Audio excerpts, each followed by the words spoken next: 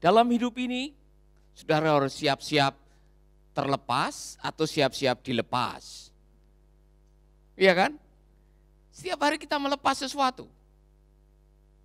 Ini hidup, saudara. Harus ada perubahan maksudnya. Karena perubahan adalah wajib. Hidup ini selalu berubah.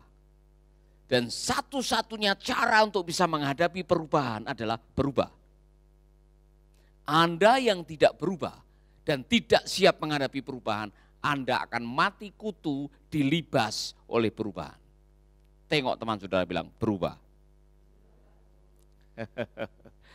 Khotbah saya mengenai change your mind, change your life. Berubahlah oleh pembaharuan akal budimu, maka engkau akan berubah. Engkau akan mengubah hidupmu. Kebetulan tadi malam saya memberikan seminar online untuk 55 pemimpin-pemimpin gereja lewat Zoom. Dan salah satunya adalah kekhawatiran dengan semua yang sedang terjadi dengan Omikron ini. Saudara-saudara, COVID telah membuat banyak perubahan, termasuk pelayanan gereja. Saudara-saudara, cara kita bergereja, cara kita melayani harus berubah. Karena situasi menuntut perubahan, strategi kita juga harus berubah. Hidup saudara juga harus berubah. Kalau saudara dari hari ke hari, dari minggu ke minggu, dari tahun ke tahun, irama hidupnya tidak berubah, kemudian mengharapkan perubahan, itu namanya orang gila. Definisi orang gila adalah orang yang melakukan hal yang sama, mengharapkan hasil yang berbeda. Hari ini kita akan diajar untuk bagaimana kita berubah. Dan salah satu cara untuk saudara segera bisa berubah adalah mengubah cara berpikir. Amin. Amsal 4 ayat 23. Jagalah hatimu dengan segala kewaspadaan, karena dari situlah terpancar air kehidupan. Saya suka dengan terjemahan yang lain yang mengatakan begini. Dan terjemahan ini menolong kita memahami apa arti ayat itu. Be careful how you think. Your life is shaped by your thought. Berhati-hatilah dengan cara Anda berpikir. Karena hidupmu dibentuk oleh pikiranmu. Saudara tidak tahu bahwa pikiranmu itu bisa menentukan engkau bahagia atau tidak bahagia. Hari ini engkau bahagia atau tidak bahagia bukan karena iblis. Bukan karena hadiah, bukan karena yang lain. Karena cara Anda meresponi kenyataan. Saudara-saudara, situasinya sama, masalahnya sama, pergumulannya sama, tetapi wajah bisa berbeda. Ada yang senyum, ya kan?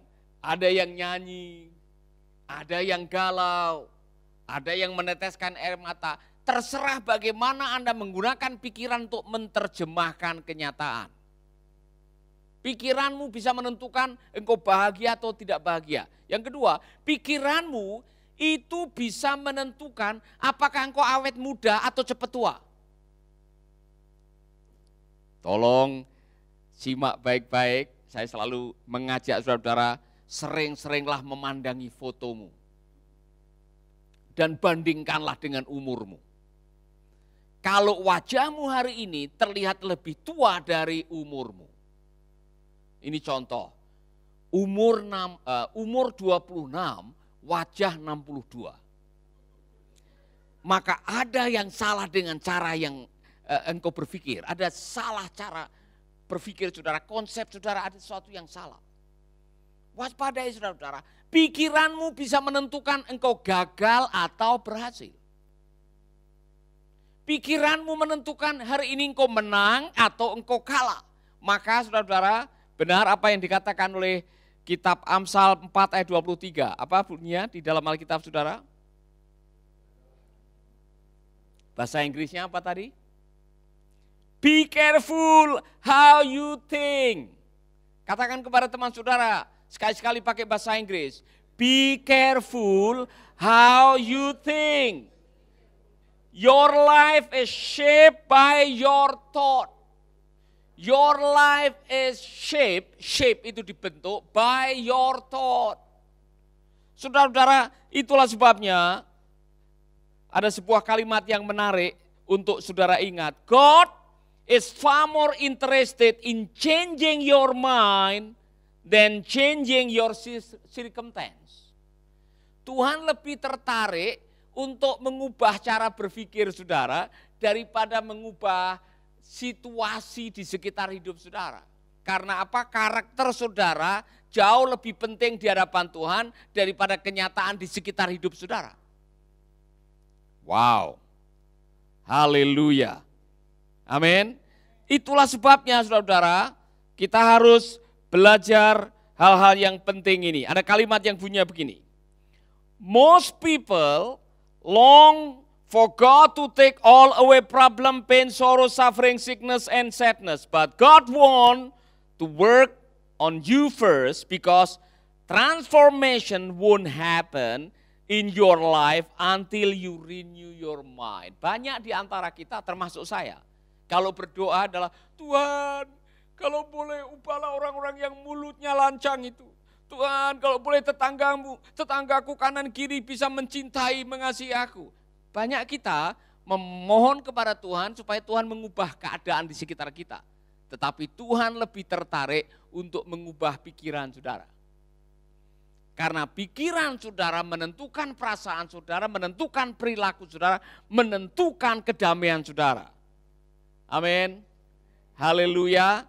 Katakan kepada teman saudara sedikit bahasa Inggris dengan logat Amerika. Change your mind, change your life. Masih logat Bali, logat Batak, logat Jawa. Bilang change your mind, change your life.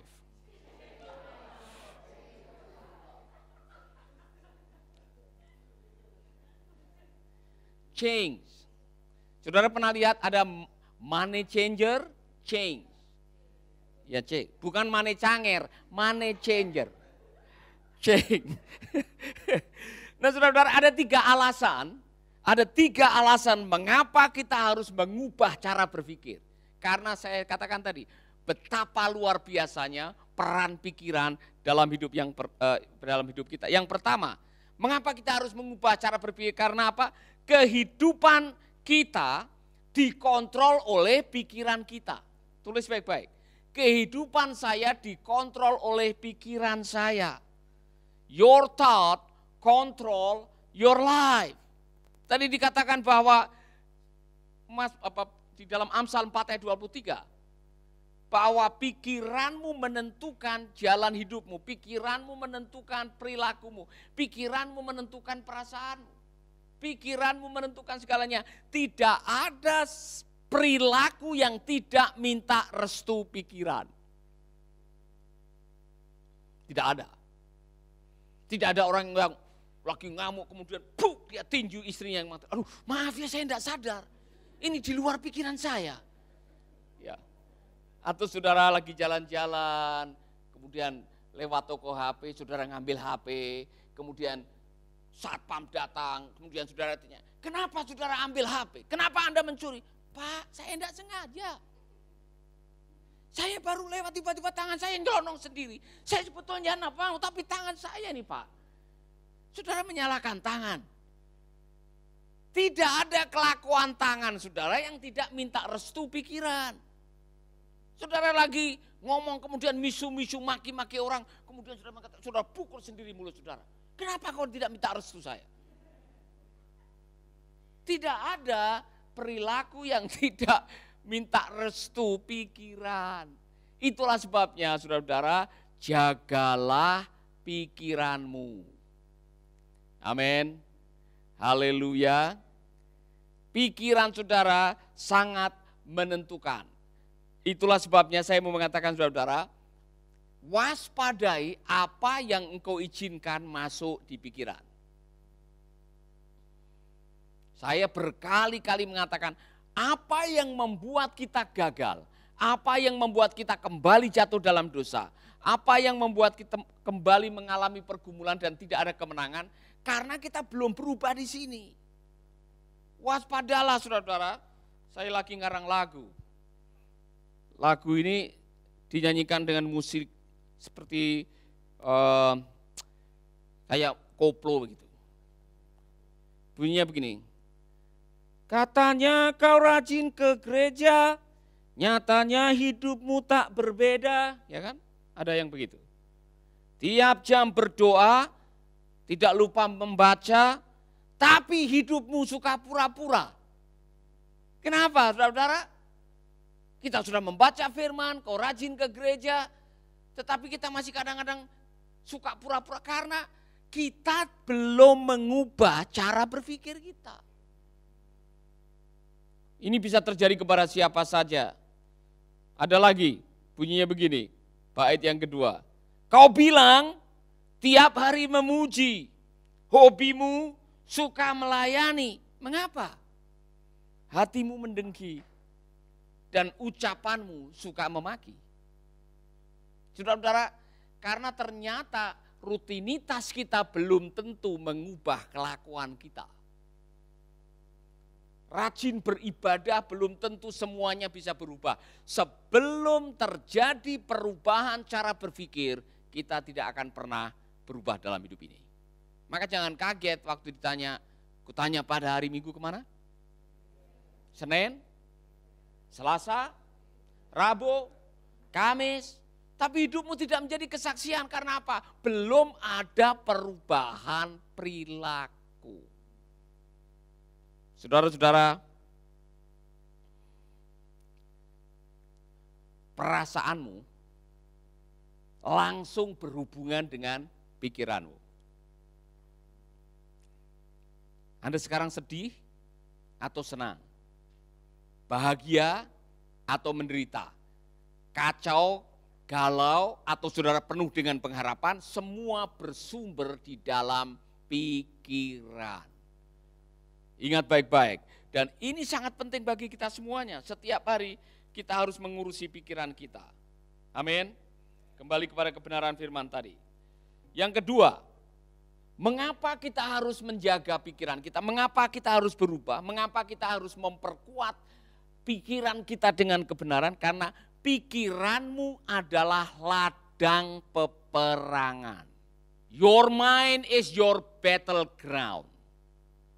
Peperangan sebelum engkau jatuh dalam dosa, engkau menang atau tidak dalam menghadapi pencobaan, semua tergantung di pikiran.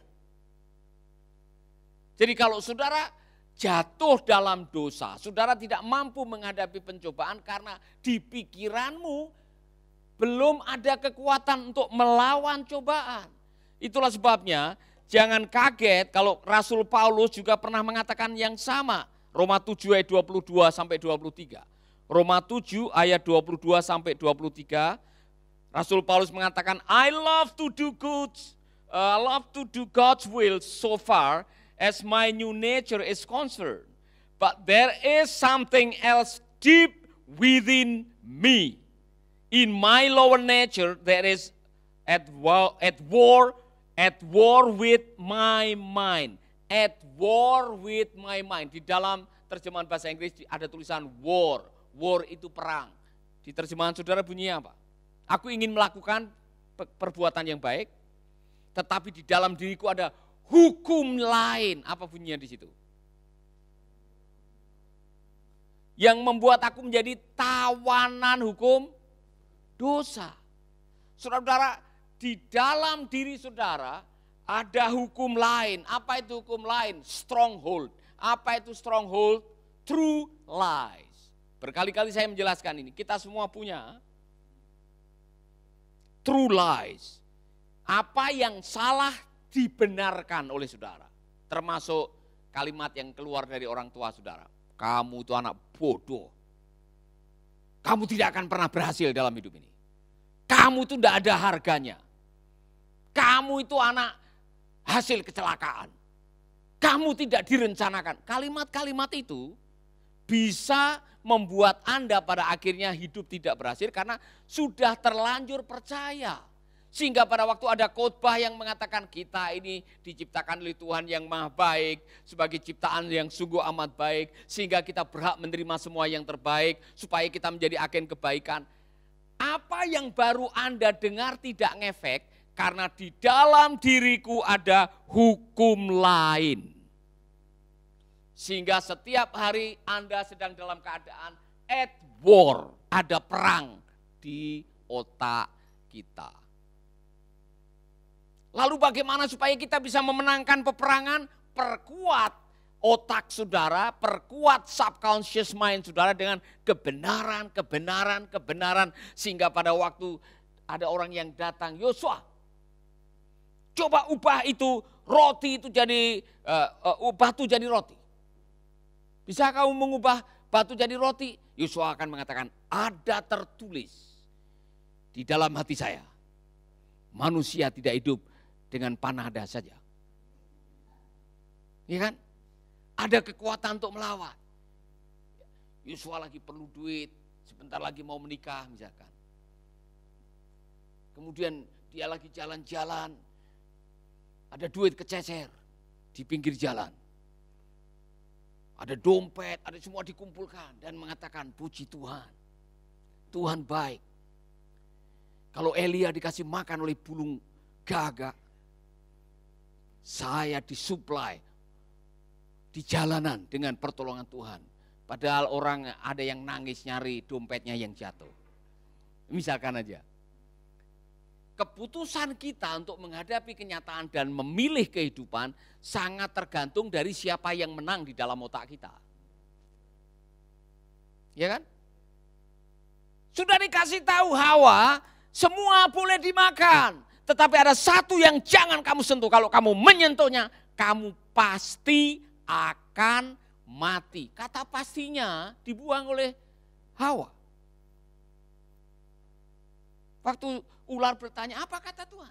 Oh, kami boleh makan semua, hanya satu. Tidak boleh kami makan yang ini. Kalau kami makan, kami akan mati. Pastinya dihilangkan. Itu berarti dia mulai meragukan. Kalau orang membuang kepastian, dia sedang menerima keraguan. Orang yang ragu-ragu mudah dijatuhkan. Anda yang ragu-ragu dengan firman, Anda mudah jatuh dalam dosa. Maka cara satu-satunya untuk menang atas kehidupan, menang atas pencobaan, perkuat pikiranmu dengan kebenaran firman. Maka jangan kaget apa yang dikatakan oleh kitab suci, orang yang kesukaannya merenungkan firman Tuhan siang dan malam, dia akan berhasil.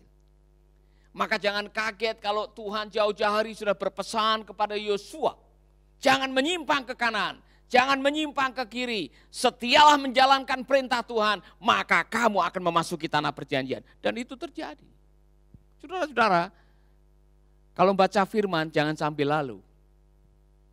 Kalau dengar khotbah jangan masuk dengan telinga kanan, keluar dari telinga kiri.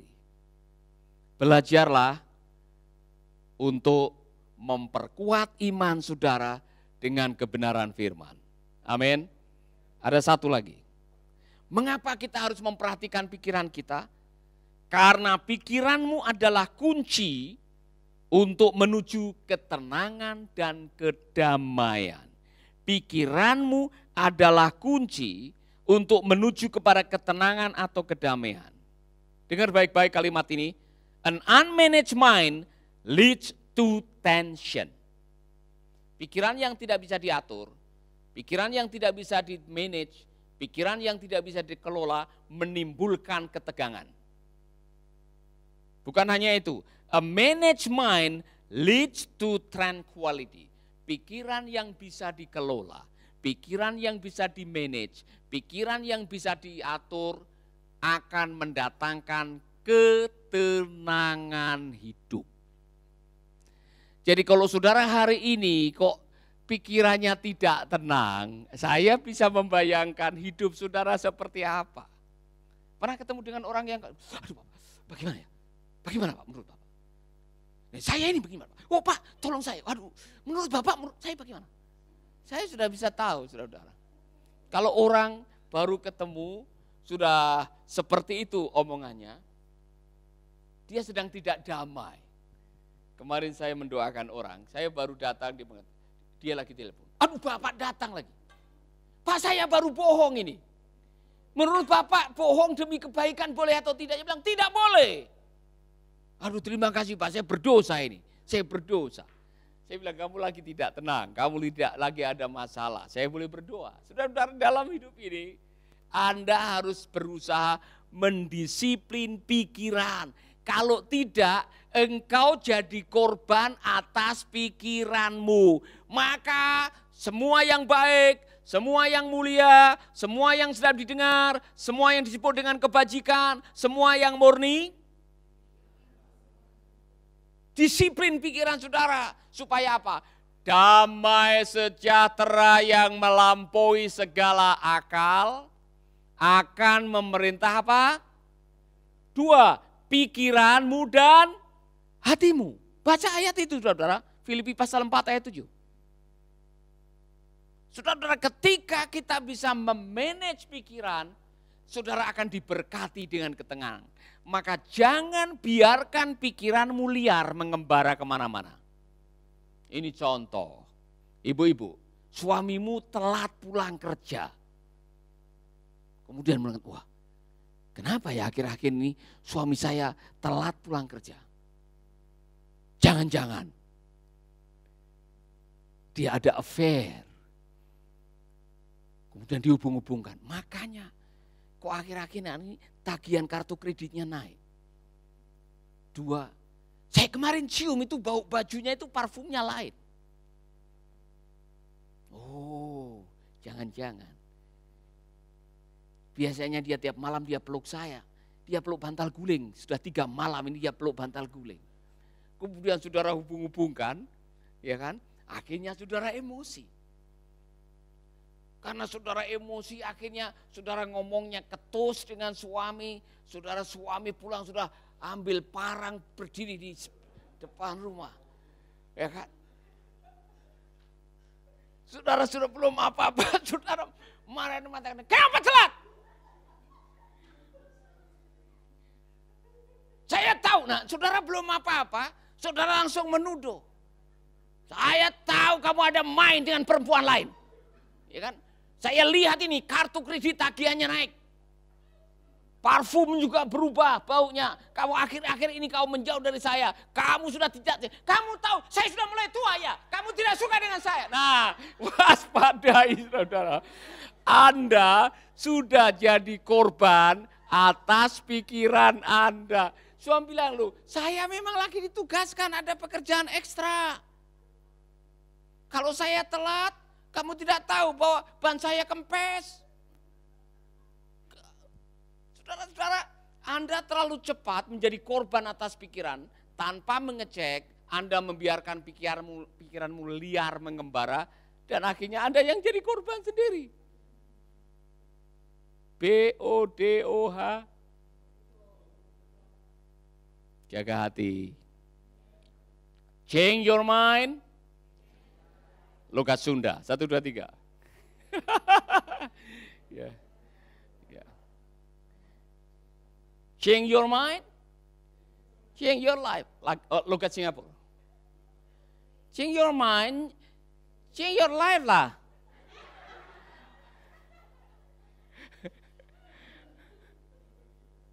Logat Kupang, change your mind kok.